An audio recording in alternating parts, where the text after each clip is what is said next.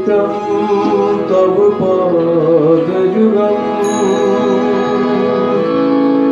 भयामि नित्यं तव पूर्णारूपम्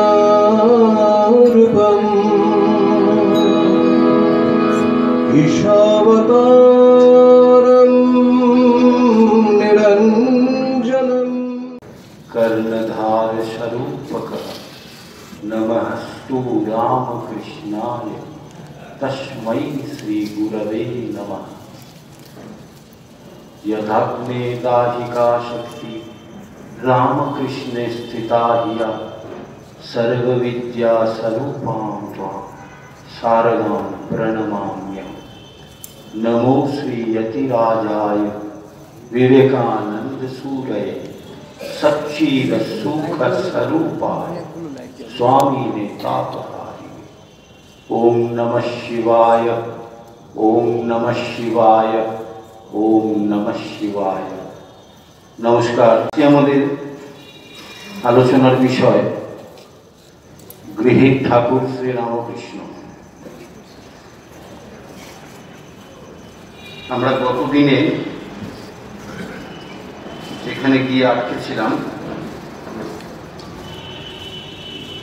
সেখানে দেখা যাচ্ছে সংসারে জ্ঞানীর লক্ষণ, ঈশ্বর লাভের লক্ষণ জীবন মুক্ত। সংসার করতে এসে জীবন মুক্তি এটা আপামর সংসারীদের জীবনের কোথাও গিয়ে একটা উপলব্ধি জাগে। সব কিছু করলাম, জীবনের ভোগ আনন্দ দুঃখ সমস্ত কিছু, সুখ দুঃখ কষ্ট সমস্ত কিছু উপভোগ করার পরে একটা সময় আসে মানুষের জীবনে যে মুক্তির খোঁজ করে, এই জীবন থেকে মুক্তি কিভাবে পাওয়া যায়। জীবনের মধ্যে থেকেই জীবন মুক্তির সন্ধান ভগবান শ্রী রামকৃষ্ণ হাতে কলমে এই ধরাধামে এসে আমাদের যেন দেখাচ্ছেন। তো এখানে কথোপকথনের যে পাত্র পাত্রী ত্রৈলোক্যনাথ ঠাকুরকে বলছেন সংসারে জ্ঞান লাভ হয়েছে তার লক্ষণ কি। এই ত্রৈলোক্য কোন ত্রৈলোক্য? কথামৃতের পাত্র পাত্রী পরিচয়ে দুজন ত্রৈলোক্য আছে। একজন মথুরবাবুর সন্তান, তিনি ঠাকুরের সঙ্গে কোনোদিন বসে ভগবত প্রসঙ্গ করছেন। 1840 খ্রিস্টাব্দে তিনি পৃথিবীতে এসেছিলেন, 1916 সালে এই ধরাধাম ছেড়ে চলে গিয়েছিলেন। ব্রাহ্ম ভক্ত, কেশব সেনের অনুগামী, খুব ভালো গীতিকার ছিলেন, সুরকার ছিলেন এবং সুগায়ক ছিলেন। ঠাকুরকে গান শোনাতেন, যে গান শুনে ঠাকুর ভাবাবিষ্ট হয়ে যেতেন। কেশব তাকে চিরঞ্জীব শর্মা বলে উপাধি দিয়েছিলেন। আবার নিজে একটি ছদ্মনাম ব্যবহার করতেন, প্রেম দাস। তার রচিত নববৃন্দাবন নাটকে নরেন্দ্রনাথ পাহাড়ি বাবার ভূমিকায় অভিনয় করেছিলেন। ঠাকুর যে অভিনয়, সেই অভিনয় দেখেছিলেন। ভক্তি চৈতন্য চন্দ্রিকা, গীত রচনাবলী, পথের সম্বল, কেশব চরিত্র, এগুলো তার উল্লেখযোগ্য গ্রন্থাবলী। এই ত্রৈলোক্য ভগবানের সঙ্গে ভগবত প্রসঙ্গ করছেন। আমি আজকে সকালবেলা এটা যখন পড়ছিলাম আমার খুব আনন্দ হচ্ছিল, ইস আমরা যদি কেউ থাকতাম ঠাকুরের সঙ্গে বসে ভগবত প্রসঙ্গ করার সুযোগ। কত ভাগ্যবান মানুষ এরা যে ভগবানের সঙ্গে বসে ঈশ্বরীয় আলোচনা করছেন, ভগবানকে প্রশ্ন করছেন সংসারে জ্ঞান লাভ হয়েছে তার লক্ষণ কি। ঈশ্বর উত্তর দিচ্ছেন। ভগবান শ্রী রামকৃষ্ণ বলছেন, একটা ফিলিংসের কথা বলছেন। হরিনামে ধারা পুলক, তার মধুর নাম শুনেই শরীর রোমাঞ্চ হয়ে চক্ষু দিয়ে ধারা বেয়ে পড়বে। রোমাঞ্চ জাগা, শিহরণ জাগা। দেখবেন আমাদের সকলের জীবনেই শিহরণ জাগে, রোমাঞ্চ জাগে কোনো কোনো কারণে, কোনো কোনো বিষয়ে, যার যেদিকে ইন্টারেস্ট, যার যেদিকে ভালোবাসা। বলছে ভগবানের নাম নিলেই যদি তোমার রোমাঞ্চ জাগে আর চোখ দিয়ে ধারা, এই ধারারও আবার দুরকম সিস্টেম আছে। এগুলো জানতাম না, মহারাজদের সঙ্গে থেকে থেকে অনেক কিছু শিখেছি। চোখের যদি এইখান থেকে ধারা পড়ে সেটা বিষয়ের ধারা, লোভ, মোহ, মদ, মাৎসর্য, এসবের ধারা হচ্ছে এই কোল বেয়ে পড়া। এটা সায়েন্সে বলছে আমাদের টিয়ার গ্ল্যান্ড এদিকেই আছে, এখান থেকেই পড়ছে, জৈবিক ধারা এটা। আর যদি এদিক থেকে পড়ে সেটা হচ্ছে ঈশ্বরীয় ধারা, ভাবের ধারা। আমি জানি না, কিন্তু আমি প্র্যাকটিক্যালি দেখেছি বহু মানুষকে জল আসে এখনো, আজকের তারিখেও 2019-এও এরকম মানুষ দেখা যায় যারা ভগবানের নাম শুনলে তাদের দুপাশ থেকে ধারা বইতে থাকে। কালেকশন করেছি এই কারণে, বোঝানোর জন্য। ভূতেশানন্দজি পরম পূজ্যপাদ দ্বাদশ অধ্যক্ষ আমাদের, তার জীবনের রসবোধ থেকে একটি গল্প আমি নিয়েছি। সেই গল্পে মহারাজ বসে আছেন, একজন ভক্ত এসে মহারাজের পা জড়িয়ে ধরে খুব কাঁদছে। তো মহারাজের খুব আনন্দ হয়েছে, আহারে কতদিন বাদে এরকম একটা ভক্ত পেলাম যে ভগবানের জন্য এত কাঁদে।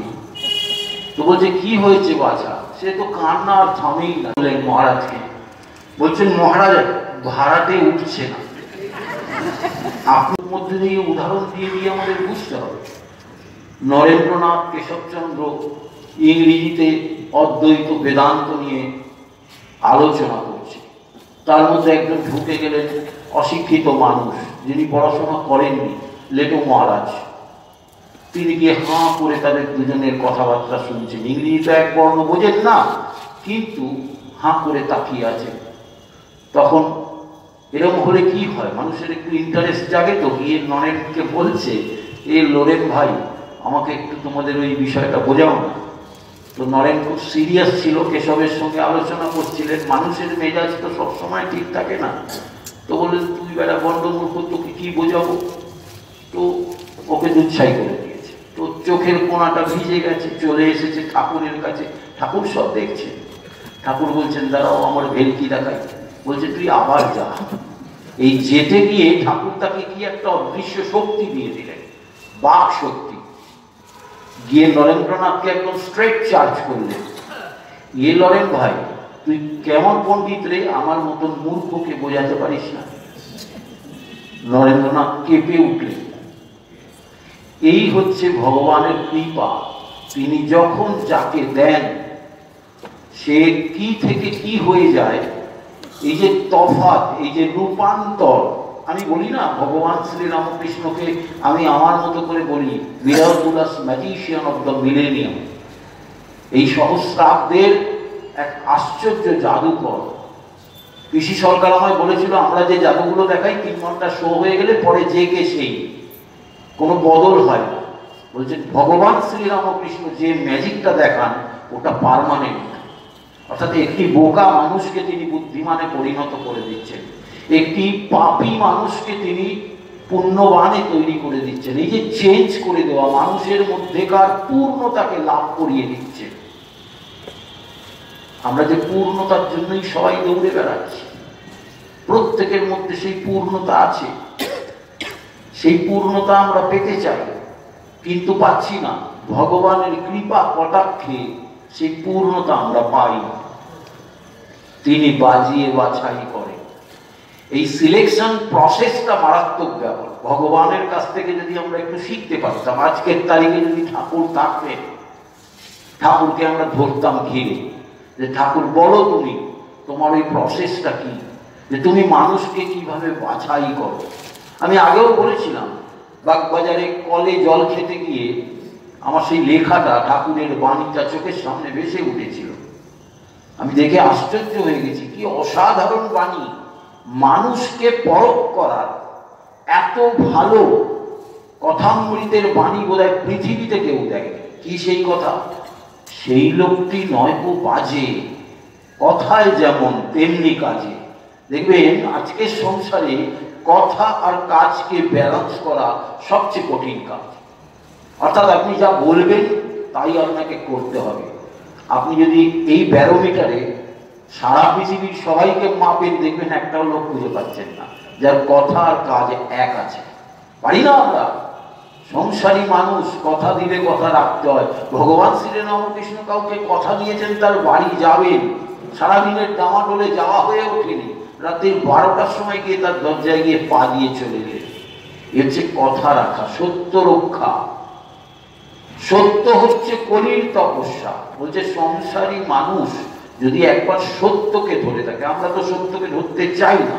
কেন চাই না? না, সত্যকে ধরলে আমাদের অনেক লস আছে। সত্যকে যদি আমরা ধরে থাকতে চাই তাহলে আমাদের অনেক কিছু হারাতে হবে। সংসারী মানুষ হারাতে চায় না। ওই যে মরতে চলেছে তখনও বলছে পাশের ঘরে কেন লাইট পাখা জ্বলছে। অর্থাৎ এই যে আমাদের চিন্তা ভাবনা, এই জায়গাটায় বলছে কালীর ভক্ত জীবন মুক্ত নিত্যানন্দময়। যখন দেখবে ঈশ্বরের নাম করতে করতেই অশ্রু আর পুলক হয়, তখন জানবে কামিনী কাঞ্চনে আসক্তি চলে গেছে, ঈশ্বর লাভ হয়েছে। বলেই তিনি ক্ষান্ত হচ্ছেন না ভগবানের এইখানে। ইনি এক অনুপম ভগবান। আমি তো মনে করি যে তিনি উপমা ছাড়া কথা বলেন না। বলছেন ভিজে দেশলাই দেখেছো? দেশলাই যদি শুকনো হয় তাহলে একটা ঘষলেই দপ করে জ্বলে ওঠে, আর যদি ভিজে হয় 50টা ঘষলেও কিছু হয় না, কেবল কাঠিগুলো ফেলা হয়ে যায়। বিষয় রসে থাকলে, কামিনী কাঞ্চন রসে ভিজে থাকলে ঈশ্বরের উদ্দীপনা হয় না। হাজার চেষ্টা করো, কেবল কণ্ডশ্রম। বিষয় রস শুকলে তৎক্ষণাৎ উদ্দীপন হয়। কি অসাধারণ উপমা দিয়ে একটি জিনিস বুঝিয়ে দিলেন। তার মানে সোজা কথায়, এক কথায় বলতে গেলে আমরা সংসারী মানুষ অধিকাংশ ড্যাম পড়া দেশলাই। আমাদের হাজার ঘষলেও দেশলাই জ্বলছে না। তাহলে কি করতে হবে? ওই বিষয় রসকে আমরা কি করি? দেশলাই ভিজে গেলে রোদে রেখে দিয়ে আসি, শুকিয়ে খটখটে হয়ে যায়, তারপরে একটা ঘষলেই হলো। বলছেন যে ওই বিষয় রসকে শুকোতে হবে। শিষ্যরাও তো তেমনি, তার সঙ্গে ভগবানের সঙ্গে ভগবত আলোচনা করছেন, তারাও একদম নাছর বান্দা। বলছেন উপায়, বলছে বিষয় রস শুকোবার এখন উপায় কি? তৈলক্য বলছে, ছাড়ছেন না। অর্থাৎ তুমি একটা জায়গায় নিয়ে গিয়ে আমাদের বোঝালে, তারপরে বললে রসটা শুকালে সব কিছু হবে, তাহলে রসটা শুকাবো কি করে? ভক্ত তেমন ভগবানকে ছাড়ছে না, নাছর বান্দা। বলছেন মার কাছে ব্যাকুল হয়ে ডাকো, তাকে দর্শন হলে বিষয় রস শুকিয়ে যাবে, কামিনী কাঞ্চনে আসক্তি সব দূরে চলে যাবে। আপনার মা রূপ থাকলে এক্ষুনি হয়, তিনি তো ধর্মমা নন, আপনারই মা। ব্যাকুল হয়ে মার কাছে আবদার করো। আবার তিনি উপমা দিচ্ছেন, ছেলে ঘুড়ি কিনবার জন্য মার আঁচল ধরে পয়সা চায়।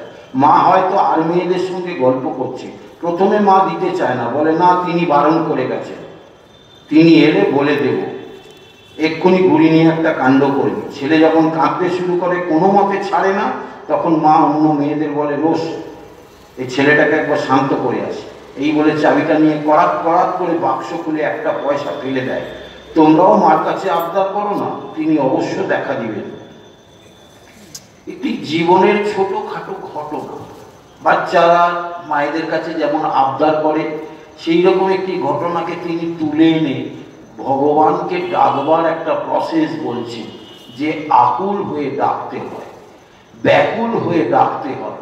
কিরম সে ব্যাকুলতা, প্রাণ আটুপাটু করা ব্যাকুলতা।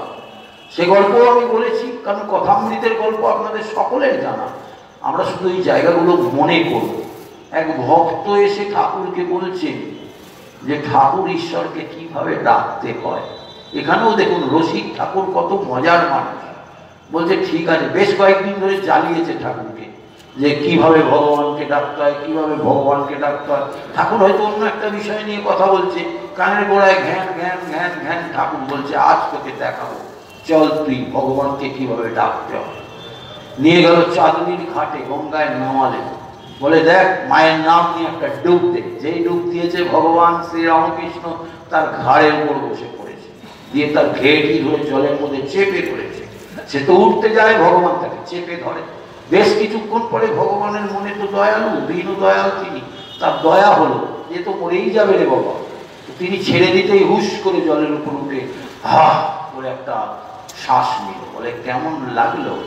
দেখুন কিরকম ভগবান, তিনি নাটক করছেন, তিনি লীলা করছেন, ভক্তের সঙ্গে প্র্যাকটিক্যাল হাতে কলমে শেখাচ্ছেন কানের কাছে এসে ফিস ফিস করে বলছেন, কেমন লাগলো, এতক্ষণ চুবিয়ে রেখেছিলাম, কেমন লাগলো। আর তিনিও রসিক, বলছেন প্রাণ যায় যায় আর কি। কথা মিলতে পাবেন এগুলো? বলছে প্রাণ যায় যায় আর কি। সঙ্গে সঙ্গে ঠাকুর বলছেন, শালা ওইরূপ প্রাণ আটু পাটু করা ব্যাকুলতা না হলে তাকে পাওয়া যায় না। কি অসাধারণ সন্ধান দিলেন! ভগবানকে পাওয়ার জন্য কি আমাদের মনের মধ্যে এই রকম প্রাণ আটু পাটু করা ব্যাকুলতা কি আমাদের হয়? এই প্রশ্ন নিজের আত্মার কাছে রাখতে হবে।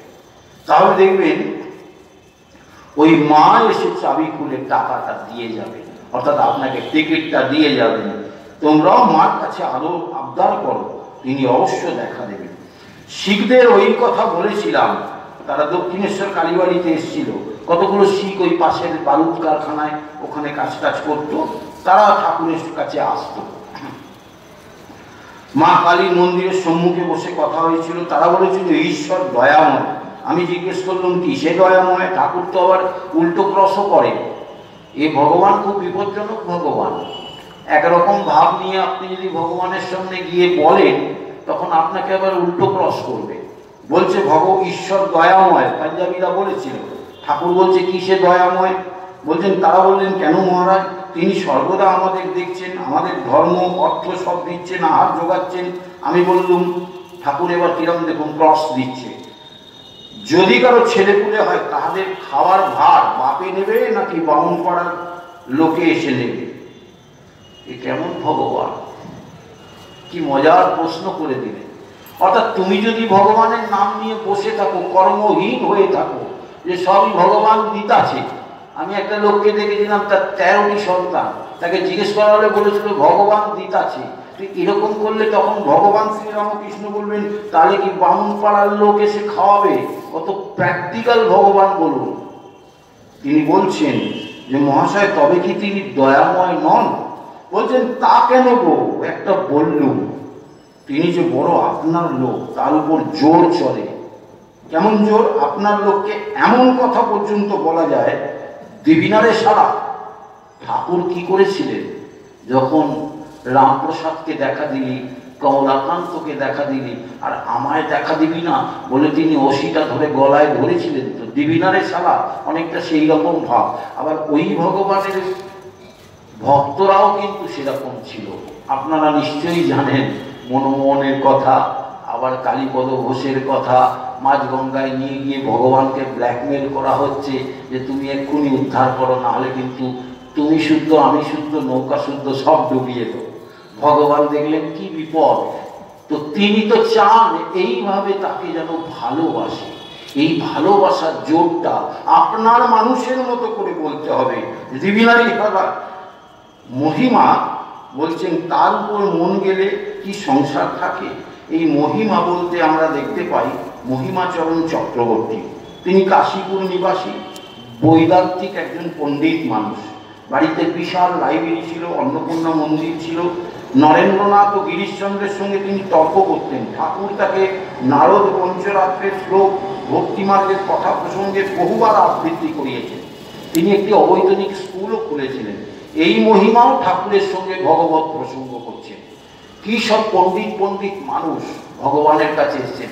আশ্চর্য খেলা, যে মানুষটি পুঁথি ঘাটলেন না, স্কুলে গেলেন না, কলেজে গেলেন না, ইউনিভার্সিটির দরজা মারালেন না, সেই মানুষটার কাছে সমস্ত তর্কশাস্ত্র পণ্ডিত, বেদান্তের পণ্ডিত, সব বড় বড় মানুষগুলো এসে ভগবত তত্ত্ব আলোচনা করছে। কোথাও একটা রহস্যের গন্ধ পাওয়া যাচ্ছে না, যে কিছুই জানে না, তাহলে এদের সঙ্গে ট্যাকেল করছে কি করে। তো এই জায়গাটা বলছেন যে তার উপর মন গেলে কি আর সংসার থাকে। ইনি আবার একটু বেশি পড়াশোনা করেছেন, তো তিনি আর একটা অন্যরকম যুক্তি ভগবানের সামনে ঢেলে দিচ্ছেন। বলছেন যে ভগবানের উপর যদি আমাদের বেশি ভক্তি হয়ে যায়, তাহলে কি আর সংসার থাকবে? সংসার তো ত্যাগ হয়ে যাবে। তখন ঠাকুর বলছেন, দেখুন এই জায়গাটায় আমার বিশেষ করে মনে হয় ভগবান যেন সংসারী মানুষদের জন্যই এসেছিলেন, তাদের উদ্ধার করার জন্য, তাদের মার্গদর্শন দেওয়ার জন্য, তাদের সঠিক রাস্তাটা চিনিয়ে দেওয়ার জন্য। তিনি বলছেন, সে কি সংসার থাকবে না তো কোথায় যাবে? এখন দেখছি আমি যেখানে থাকি রামের অযোধ্যায় আছি। এই জগৎ সংসার রামের অযোধ্যা। রামচন্দ্র গুরুর কাছে জ্ঞান লাভ করবার পর বললেন আমি সংসার ত্যাগ করব। দশরথ তাকে বুঝাবার জন্য বশিষ্ঠকে পাঠালেন। বশিষ্ঠ দেখলেন রামের তীব্র বৈরাগ্য, তখন বললেন রাম, আগে আমার সঙ্গে বিচার করো, তারপর সংসার ত্যাগ করো। আচ্ছা জিজ্ঞাসা করি, সংসার কি ঈশ্বর ছাড়া? তুমি যদি তা যদি হয় তুমি ত্যাগ করো। রাম দেখালেন ঈশ্বর জীব সব কিছু হয়ে রয়েছেন, তার সত্তাতেই সমস্ত সত্য বলে বোধ হচ্ছে। তখন রামচন্দ্র চুপ করে রইলেন। সংসারে কাম ক্রোধ এইসবের সঙ্গে যুদ্ধ করতে হয়, নানা বাসনার সঙ্গে যুদ্ধ করতে হয়। যুদ্ধ কেল্লা থেকেই সুবিধা, গৃহ থেকেই যুদ্ধ ভালো। খাওয়া মেলে, ধর্মপত্নী অনেক সময় সাহায্য করেন অনেক রকমের। কলিতে অন্নগত প্রাণ, অন্নের জন্য সব জায়গায় ঘোরাচ্ছে, এক জায়গায় ভালো। গৃহ কেল্লার ভিতর থেকে যেন যুদ্ধ করা। আমাদের ঠাকুরের সেই বাণীটাকে একটু মনে করি, যখন যেমন তখন তেমন, যেখানে যেমন সেখানে তেমন, যাকে যেমন তাকে তেমন। এরকম অ্যাডজাস্টমেন্টের বাণী বোধহয় ভূভারতে কেউ দেয়নি। ঠাকুরের এত সুন্দর সুন্দর কথা আমরা দেখছি যে ভগবান শ্রীরামকৃষ্ণ কি সুন্দর এক জায়গায় বলছেন। সেখানে আমরা দেখতে পাচ্ছি যে যারা সন্ন্যাসী হয়েছে তারা ভগবানকে ডাকবে, এতে আর বাহাদুরি কি। অর্থাৎ ওই যে সংসার চলে যাওয়ার কথা বলছে, যে তুমি সংসার ত্যাগ করে সন্ন্যাসী হবে, বলছে যারা সন্ন্যাসী হয়েছে তারা ভগবানকে ডাকবে, এতে আর বাহাদুরি কি। কিন্তু যারা সংসারে থেকে সকল কাজ করে ভগবানের দিকে মন রাখতে পারে, তাকে স্মরণ করতে পারে, তারাই তো বীর সাধক। সংসারীদের সপক্ষে যদি এটা মনে করুন একটা সুপ্রিম কোর্টে একটা প্লিট চলছে, একটা যুক্তিতর্কের লড়াই চলছে, ঠাকুর কি মোক্ষম যুক্তিটা দিলেন এই জায়গাটা ভাবুন তো। সংসারীদের সপক্ষে এত সুন্দর কথা বললেন যে যারা সন্ন্যাসী হয়েছে তারা ভগবানকে ডাকবে, সর্বত্যাগ করে তারা সন্ন্যাসী হয়েছে ভগবানকে ডাকবে, ঠিক আছে। কিন্তু যারা সংসারে থেকে ভগবানকে ডাকে, কত রকম প্রতিবন্ধকতার মধ্যে দিয়ে তাদের ঈশ্বরকে ডাকতে হয়, তারাই তো বীর সাধক। কি অসাধারণ কথা বললেন। বলেই তিনি একটা গল্প বলছেন, উদাহরণ, ঠাকুরের উপমা। একজন তার স্ত্রীকে বলেছিলেন আমি সংসার ত্যাগ করে চললুম। স্ত্রী একটু জ্ঞানী ছিল।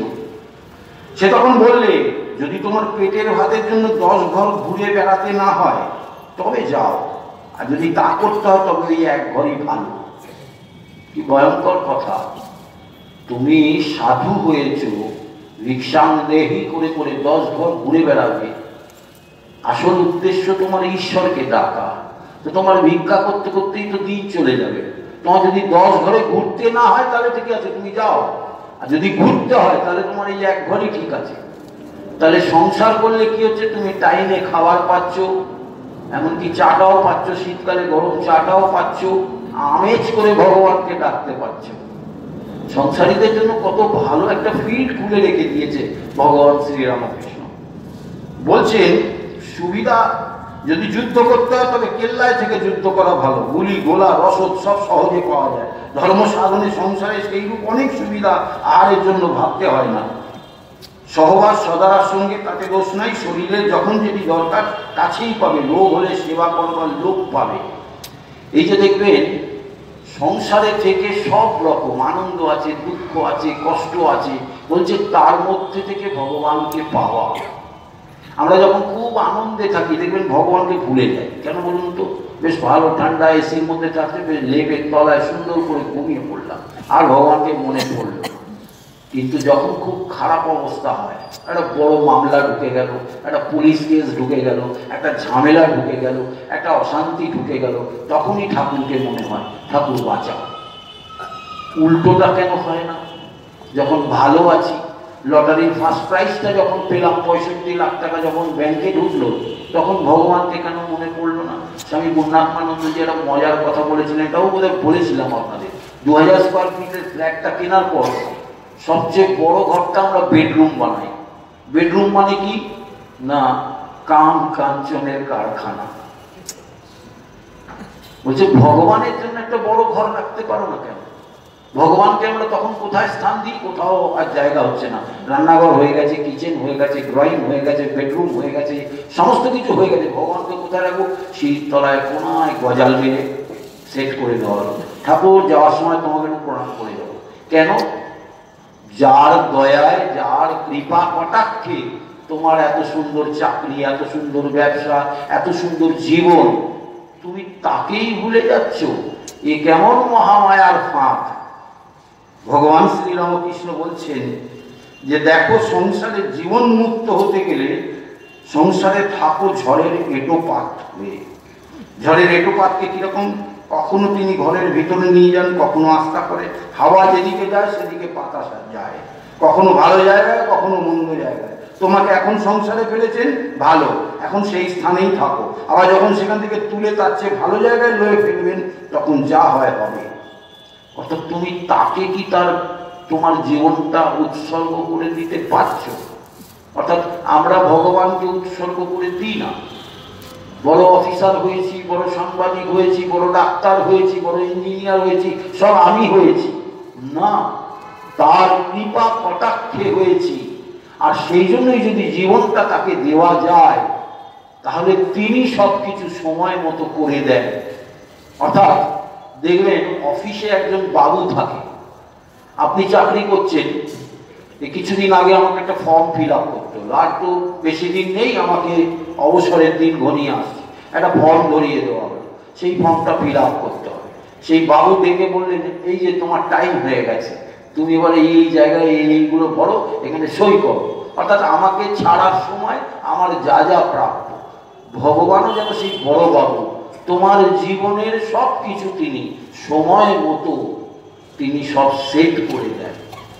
এইটুকু তো তার উপর বিশ্বাস রাখতে হবে। সংসারে জীবন মুক্ত কিভাবে থাকতে হবে? শ্রীরামকৃষ্ণ বলছেন, যখন কেশব সেনকে বাগানে প্রথম দেখলুম, বলেছিলাম এরই ল্যাজ খসেছে। অর্থাৎ আমাদের সবার ল্যাজ আছে। আমি ডাক্তার, আমি সাংবাদিক, আমি উকিল, আমি পুলিশ কমিশনার, ইত্যাদি ইত্যাদি, আমাদের ল্যাজ আছে। বলছে কেশব সেনকে বাগানে যখন প্রথম দেখলুম, বলেছিলাম এরই ল্যাজ খসেছে। সভাসুদ্ধ লোক হেসে উঠল। কেশব বললে, তোমরা হেসো না, এর কিছু মানে আছে, একে জিজ্ঞাসা করি। অর্থাৎ কেশব সেন তো বুদ্ধিমান, তখনকার দিনের মিডিয়া ব্যারন। আজকে আমাদের যেমন আনন্দবাজারের মালিক, আমাদের প্রতিদিনের মালিক, বা এই সময়ের মালিক, এরা হচ্ছে মিডিয়া ব্যারন। টাইমস অফ ইন্ডিয়ার মালিক, এরা মিডিয়া ব্যারন। কেশব সেন তখনকার দিনের একজন মিডিয়া ব্যারন, তার কাগজ ছিল। তিনি জাতা লোক নন, শিক্ষিত লোক, তিনি মার্জিত লোক, তিনি ঠাকুরের কাছে এসছেন। ঠাকুর একটা কথা বলেছেন, এলেবেলে লোকেরা সেটা শুনে খুব হাসছে। বলছে তোমরা হেসো না, এর কথার মানে আছে, একে জিজ্ঞেস করি কি বলতে চাইছেন। বুদ্ধিমান মানুষ। তখন বলছেন, আমি বললাম যতদিন ব্যাঙাচির ল্যাজ না খসে ততদিন কেবল জলে থাকতে পারে, আড়ায় উঠে ডাঙায় বেড়াতে পারে না। যেই ল্যাজ খসে অমনি লাফ দিয়ে ডাঙায় পড়ে। অনবদ্য উপমা। ব্যাঙাচির ল্যাজ যতদিন থাকে দেখবেন ওই ব্যাঙাচি কখনো ডাঙায় থাকে না। ল্যাজটা খসে যাওয়ার পর যখন ব্যাঙে পরিণত হয়, তখন সে লাফ দিয়ে ডাঙায় উঠে পড়ে।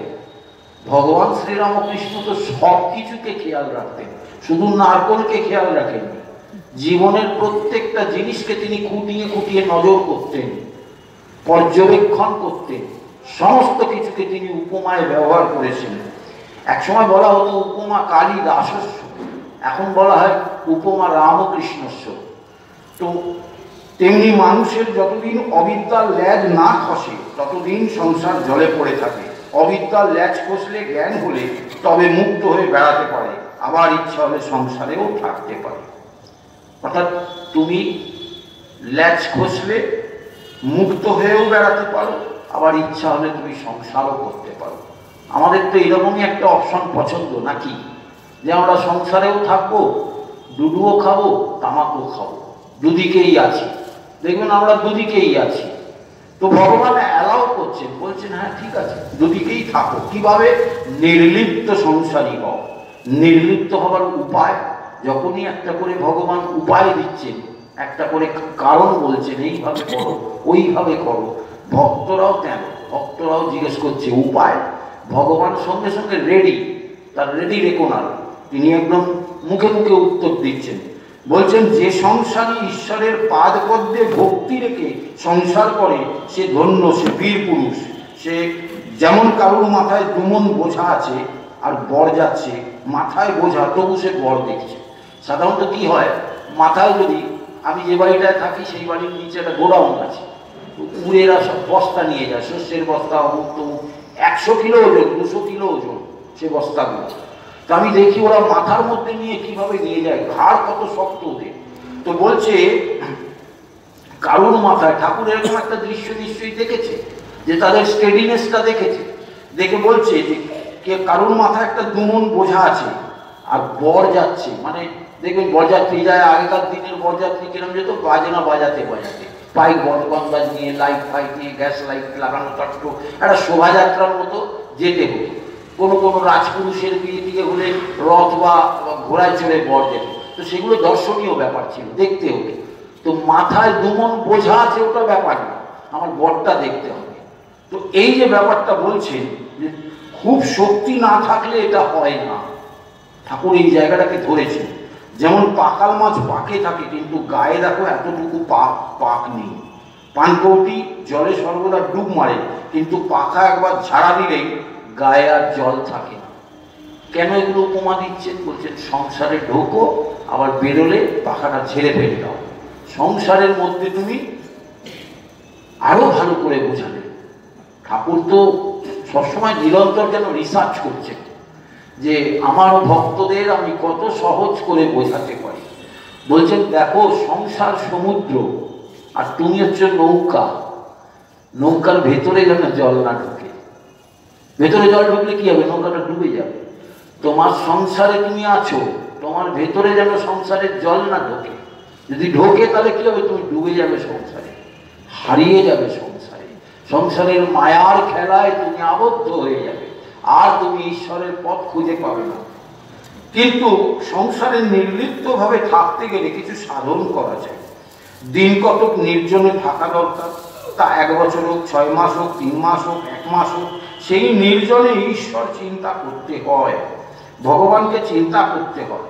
কিরকম দেখুন, আমরা এখানে দেখছি যে সংসারের উপায় হচ্ছে মাঝে মধ্যে সাধু সঙ্গ করা। এই সাধু সঙ্গ বলতে তিনি বোঝাতে চাইছেন যে আমি 5টা গেরুয়াধারীর সঙ্গে খুব বন্ধুত্ব করলাম, মহারাজ মহারাজ করে পেছন পেছন ঘুরলাম। বহু মানুষকে দেখা যায় এই ভ্রমে ঘোরেন। সাধুদের সঙ্গে থাকাটা অন্যায় নয়, কিন্তু সাধুরা যে শিক্ষাটা দেন সেটা কি নিতে পারছি? ঠাকুর এই জায়গাটা বলছেন, সাধু সঙ্গ করো মানে হচ্ছে তুমি সৎসঙ্গ করো ভালো মানুষদের সঙ্গে। এমন মানুষের সঙ্গ করো না যে দুপুরবেলায় ওই দেখবেন যে সিরিয়ালগুলো দেখায়, সিরিয়ালে দেখবেন শাশুড়ি কি করে বৌমাকে টাইট দিচ্ছে, বৌমা প্ল্যান করছে শাশুড়িকে কিভাবে টাইট দেবো। এইরকম সঙ্গ যেন না হয়। ভগবান শ্রীরামকৃষ্ণ বলছেন সাধু সঙ্গ করো। সাধু শব্দের অর্থ যেমন সন্ন্যাসী, সাধু শব্দের অর্থ হচ্ছে সজ্জন, অর্থাৎ ভালো ভালো মানুষের সঙ্গ করো। একটা ক্রিয়েটিভ চিন্তা করো না, একটা ভালো চিন্তা করো না, কোনো কিছু নিয়ে একটা গঠনমূলক চিন্তা করো না, কনস্ট্রাকটিভ চিন্তা করো না।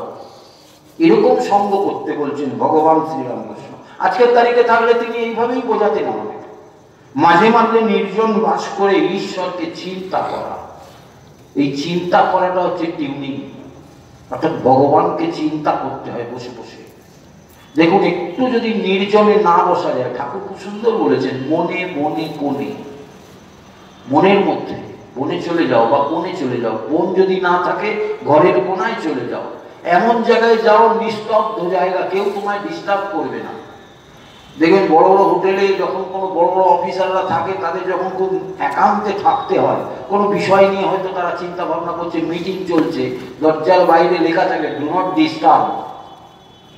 এরকম আমরাও তো আমাদের জীবনে ডু নট ডিস্টার্বের নোটিশ ঝুলিয়ে ঢুকে পড়তে পারি, একটু ভগবানকে চিন্তা করতে পারি। বলছেন তার কাছে ভক্তি বিশ্বাস প্রার্থনা করতে হয়। এই করতে করতে সংসারের বিকার কেটে যায়। অর্থাৎ নির্লিপ্ত সংসারী হতে গেলে কোয়ালিফিকেশন করতে হয়। আপনি তো ইঞ্জিনিয়ারিং পাস করলেই হবে না, আপনাকে জয়েন্ট এন্ট্রান্স আগে পাস করতে হবে, তবে গিয়ে ইঞ্জিনিয়ারিংয়ে ভর্তি হতে পারবে। ভালো রেজাল্ট করেছেন, গিয়ে বললেন আমি তো ভালো রেজাল্ট করেছি, 80% মার্কস পেয়েছি, আমাকে ইঞ্জিনিয়ারিং পড়তে দেওয়া না, হবে না, আপনাকে জয়েন্ট এন্ট্রান্স পরীক্ষা দিতে হবে। তেমনি ভগবানকে পেতে গেলেও আপনাকে ওই রকম ভক্তি বিশ্বাস প্রার্থনা করে করে যোগ্যতা অর্জন করতে হবে, কোয়ালিফাইং রেঞ্জে আপনাকে উঠতে হবে, অর্জন করতে হবে। ভগবানকে পেতে গেলে কেন কেন পেতে হয়? ভগবানকে পেতে গেলে পবিত্র শরীরের অধিকারী হতে হয়। দেখুন, আমরা আমাদের জীবনে প্রতিটি পদে পদে পলে পলে আমরা এত ভুল ভাল কাজ করি, মিথ্যা কথা বলছি, কত কিছু করছি, আপাত দৃষ্টিতে কেউ হয়তো ধরতে পারছে না, আমি এত চালাক আমাকে কেউ ধরতে পারছে না, আমি খুব সুন্দরভাবে কাটিয়ে কাটিয়ে যাচ্ছি।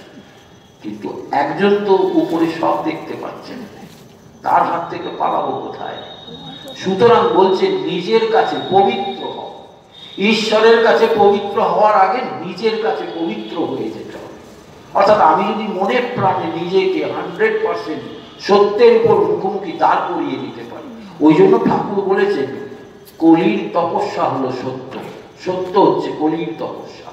এই কলি যুগে যদি কেউ সত্যের উপর দাঁড়িয়ে যেতে পারে, ভগবান তাকে রক্ষা করতে বাধ্য। ভগবান বলছে আমি রক্ষা করতে বাধ্য যিনি সত্যকে ধরে আছেন। বলেই বলছেন সংসারে নির্লিপ্ত থাকতে গেলে কিছু সাধন করা চাই। কেমন করে তাকে পাবো? ভক্তি লাভের পর সংসার করা যায়।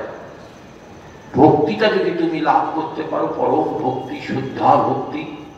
শুদ্ধা ভক্তির সেই কথা বলেছিলাম যে ভগবান শ্রীকৃষ্ণের মাথা ধরেছিল, পদরজ লাগবে, লাস্টে গিয়ে পাওয়া গেল সেই রাধার গোপিনীদের কাছে। শুদ্ধা ভক্তি এক আছে বৃন্দাবনে, ঠাকুর গান গাইছেন না? তো এই শুদ্ধা ভক্তিটা যদি আমরা অর্জন করতে পারি, তাহলে দেখব ভগবানকে পাওয়ার একটা যোগ্যতা অর্জন করতে পারা যায়, ঈশ্বরকে পাওয়া। আমরা সবাই রাজা, আমাদের এই রাজার রাজত্বে নইলে মোদের রাজার সনে মিলব কি সত্যে। শ্রীরামকৃষ্ণকে পেতে গেলে তো শ্রীরামকৃষ্ণের মতন মেন্টালিটি হতে হবে। আমি তলে তলে নোট গুনবো, মনে মনে প্যাঁচ কষবো, পালবাবুকে কি করে টাইট দেওয়া যায়, ওই মন আর ওই চিন্তা ভাবনা নিয়ে তো ভগবান শ্রীরামকৃষ্ণকে পাওয়া যাবে না। ঠাকুর বলছেন বালকের মতন হও, বালকের মতন বিশ্বাস থাকতে হবে। দেখুন, জীবনের সব আছে, কিন্তু একটা বেলা, একটা চান্স আমরা দেখতে পারি তো। এক্সপেরিমেন্ট তো কত কিছু হয়, আমরা আমাদের জীবনে কত রকমের এক্সপেরিমেন্ট করছি। একবার নিজেদের উপর বিজ্ঞানীরা যেমন গিনিপিগের উপর টেস্টিং করে, পরীক্ষা নিরীক্ষা করে, তারপর সেটা মানুষের উপর প্রয়োগ করে। প্রথমে গিনিপিগের উপরে ইঞ্জেকশন দিল, দিয়ে দেখলো বেটা মরলো না বাঁচলো। যদি দেখে হ্যাঁ যে রোগটা ছিল সেই রোগটা সেরে গেল, তাহলে গবেষণা করে আবার মানুষকে ইঞ্জেকশনটা দিয়ে দেবে, দেখলো সেরে গেল, গবেষণা সফল। তো আমরা কেন আমাদের জীবনে এরকম গবেষণা করি না কেন, যে প্রভু তোমার দুয়ারে এসেছি, আমার এই ভেতর থেকে যত ক্লেদ, যত গ্লানি, যত অসত্য, যত খারাপ, যত কলুষিত জিনিস সব টেনে টান মেরে ফেলে দিচ্ছি, মুক্ত হয়ে তোমার কাছে আমি দাঁড়াবো। সব কিছু ত্যাগ করো, সর্বত্যাগী হব। আপনি কোট পরে থাকলেও সন্ন্যাসী, শাড়ি পরে থাকলেও সন্ন্যাসী, বেরুয়ার দরকার। ভগবান শ্রীরামকৃষ্ণ বলছেন মনটাকে রামাও। গেরুয়া রঙের অর্থ হচ্ছে ত্যাগ। আমরা কি ত্যাগ করতে পারি? ওই মরতে মরতেও বলছে পাশের ঘরে লাইট পাখা জ্বলছে কেন, আমরা ত্যাগ করতে পারি না। মজার ঘটনা, ভক্তি লাভের পর সংসার করা যায়। বলছে জলে যদি দুধ রাখতে যাও তবে দুধে জলে এক হয়ে যাবে, তাই নির্জন স্থানে দই পাততে হয়, দই পেতে মাখন তুলতে হয়, মাখন তুলে যদি জলে রাখো তাহলে আর জলে মিশবে না, নির্লিপ্ত হয়ে ভাসতে থাকবে। কি অসাধারণ বিজ্ঞান ভিত্তিক ব্যাখ্যা দিলেন, এটা কল্পনা করতে পারছেন? ভগবান শ্রীরামকৃষ্ণ ঊনবিংশ শতাব্দীর শেষ ভাগে এসে তিনি বিজ্ঞান ভিত্তিক অধ্যাত্ম আলোচনার ব্যাখ্যা করছেন। আমি অবাক হয়ে যাই। রবীন্দ্রনাথ লিখছেন না, তুমি কেমন করে গান করো হে গুণী, আমি অবাক হয়ে শুনি। ওই কথার অনুরণনে বলতে হয়, তুমি কেমন করে তোমার ওই মুখ নিঃসৃত কথামৃতের বাণী বলে যাও ঠাকুর, আর আমরা অবাক হয়ে শুনি। তোমার সেই কথা যেন আমাদের হৃদয়কে ভেদ করে যাচ্ছে। ব্রহ্মজ্ঞানীরা আমায় বলেছিল, মহাশয়, আমাদের জনক রাজার মতো আমরা তার মতো নির্লিপ্তভাবে সংসার করব। আমি বললাম, নির্লিপ্তভাবে সংসার করা বড় কঠিন। মুখে বললেই জনক রাজা হওয়া যায় না। জনক রাজা হেটমুণ্ড হয়ে ঊর্ধ্বপদ করে কত তপস্যা করেছিলেন। তোমাদের হেটমুণ্ড বা ঊর্ধ্বপদ হতে হবে না, কিন্তু সাধন চাই, নির্জনে বাস চাই, নির্জনে জ্ঞান লাভ ভক্তি লাভ করে তবে গিয়ে সংসার করতে হয়। নির্জনে দই পাততে হয়, নাড়ানাড়ি ঠেলাঠেলি করলে দই বসবে না। সংসারের ডামাডোলে থাকলে দইকে যেমন দেখবেন, দইয়ের হাঁড়ি নাড়িয়ে দিলে কিন্তু আর দই পাতে না, দই হয় না। শটটা ভেঙে গেলে আর দইটা হয় না। প্র্যাকটিক্যাল কথা। ভগবান শ্রীরামকৃষ্ণ বলছেন, তুমি সংসারের ডামাডোলে যদি থাকো, ওই দৌড়ঝাঁপের মধ্যে থাকো, তাহলে তোমার আর দই পাতবে না, তোমার আর ভগবানকে পাওয়া হবে না। জনক নির্লিপ্ত বলে তার একটি নাম ছিল বিদেহ। বিদেহ কাকে বলে? তিনি দেহে নেই, এই দেহে আছেন কিন্তু নেই, বিদেহ। ওই ঘরে বিলে ধ্যান করছিলেন। বিদেহ, শরীর থেকে মন কোথায় চলে গেছে? মন চলো নিজ নিকেতনে। অন্য বাচ্চারা তো চোখ ফাঁক করে ধ্যান করছিলেন, দেখছে একটা গোখরো সাপ ঢুকছে, ওরে সাপ সাপ পালিয়ে আয়, এ গল্প তো সবার জানা। কিন্তু বিদেহ ধ্যান করছে, কোথায় চলে গেছে?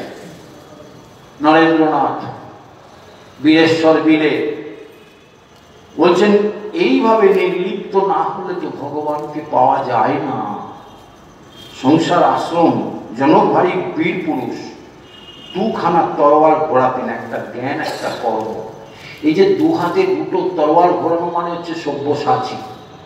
সব্যসাচী মানে দু হাতে। ভগবান শ্রীরামকৃষ্ণ বলছেন, আমরা সাধারণত কি দেখি না, আমাদের জীবনে সব্যসাচী কেউ কেউ হয়, আমরা সবাই পারি না। আমি কি দু হাতে লিখতে পারি? পারি না। ডান হাতে লিখতে পারি, বাঁ হাতে লিখতে পারি না। আবার কেউ কেউ বাঁ হাতে খুব সুন্দর লিখতে পারে, ডান হাতে লিখতে পারে না। দু হাতে কি সমান লিখতে পারি? পারি না। যিনি দু হাতে সমান করতে পারেন কাজ, তাকে সব্যসাচী বলে। ঠাকুর বলছেন, চেষ্টা করলে তুমি হতে পারো। কিরকম? বলছে, এক হাতে ঈশ্বরকে ধরে থাকো, এক হাতে সংসারের যাবতীয় কাজ করো। যখন সংসারের কাজ শেষ হয়ে যাবে, ওই যে আমায় ফর্ম ফিল আপ করিয়ে দিয়েছে, আর কিছু বছর পরে সংসারের কাজ শেষ হয়ে যাবে, সন্তানাদি মানুষ হয়ে তারা তাদের সংসারের ভার ধরে নেবে, তখন তার আমার কোনো কাজ নেই। এই হাতটা ছেড়ে তখন কোথায় যাবে? ভগবানের চরণ ধরে নিতে হবে দু হাত দিয়ে। তখন রবীন্দ্রনাথের মতন গাইতে হবে, আমি তোমায় ছাড়বো না মা, যে তোমায় ছাড়ে ছাড়ো। এইরকম যদি আমাদের ভক্তি থাকে, এইরকম যদি আমাদের ভগবানের প্রতি ভালোবাসা থাকে, তাহলে আমরা ভগবানকে পেতে পারি। দেখুন, ভগবানকে আমরা আন্তরিকভাবে বোধ হয়, আমি এটা 100% চাপিয়ে দিচ্ছি না, কারণ দোষারোপ তো মা করতে বারণ করেছেন, কিন্তু এটা আমরা আত্মসমালোচনা করছি। এমন ভাববেন না যে আমি স্টেজে উঠে বলছি মানে আপনাদের থেকে আমি আলাদা। আমি ওই পিছনে বসা ছেলে, স্বামীজির বাড়িতে চেয়ারও বসিয়েছি। আজ ঠাকুরের কৃপা, তিনি আমায় এখানে এনে বসিয়ে দিয়েছেন। এটাই তো ম্যাজিক। তাকে যদি আমরা ডাকি, কালকে উঠে কে ওখান থেকে উঠে এসে এখানে বলবে না, তার কি গ্যারান্টি আছে? ভগবান চাইলে সব হয়। তিনি চাইলে ছুঁচের মধ্যে দিয়ে হাতিকে গড়িয়ে দেন। ঈশ্বরের অসাধ্য কিছু নেই। তাই ভগবানকে যদি পেতে হয়, ভগবানকে যদি আমাদের আত্মস্থ করতে হয়, অনুধ্যান করো, তাকে চিন্তন করো, তাকে ভাবো, আর শেষমেশ তাকে অন্তর দিয়ে ভালোবাসো। ভালো তুমি এক ভগবানকেই ভাববে। পৃথিবীতে দেখবেন কেউ আপনার ভালোবাসার মর্যাদা দেবে না, কিন্তু একমাত্র ঈশ্বরকে ভালোবাসলে তিনি তার মর্যাদা দেন। অর্থাৎ ঠাকুর কিন্তু প্রতিটি সন্তানকে তার স্নেহ করেন, ভালোবাসেন। আর যদি সেই সন্তান তাকে ভালোবাসে, তিনি গদগদ হয়ে যান। এইটুকু বলে আজকে সকলের মঙ্গল কামনা করি। সবাই ভালো থাকবেন, ভগবান শ্রীরামকৃষ্ণের ভালোবাসা প্রাপ্ত করুন, সেই কামনা করব। সবার মঙ্গল কামনা করে আজকে শেষ করছি। সর্বে ভবন্তু সুখিনঃ, সর্বে সন্তু নিরাময়া, সর্বে ভদ্রাণি পশ্যন্তু, মা কশ্চিৎ দুঃখভাগ ভবেৎ। ওম শান্তি শান্তি শান্তি। হরি ওম তৎসৎ।